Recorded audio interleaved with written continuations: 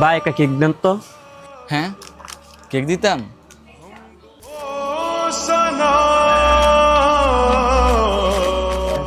ভাই এটা কেকটা।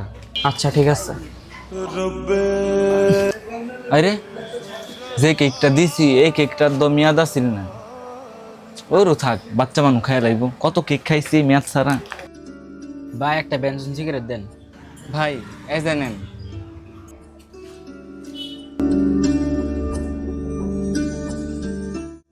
ভাই জানেন নি মফিজের ফুটছুড়ুর আছে না, মারা গেছে। হ্যাঁ, কি কম? কেমনে মারা গেছে? ভাই আমি তো কিছু কইতারি না, আমি এই লোকজনের তো শুনছি। ভাই কি হইছে? শুনছেন নি মফিজের বুঝে মারা গেছে। হ্যাঁ বলে মেয়াদ ছাড়া কেক খাইছিল, পরে হ্যাঁ ডায়রি হয়েছে, হ্যাঁ মারা গেছে। ভাই একটা কেক দেন তো। ভাই এটা কেকটা। আরে যে কেকটা দিছি এই কেকটার তো মেয়াদ আছিল না। আপনার একটা ভুলের কারণে একটা মানুষের জীবন শেষ হয়ে যেতে পারে।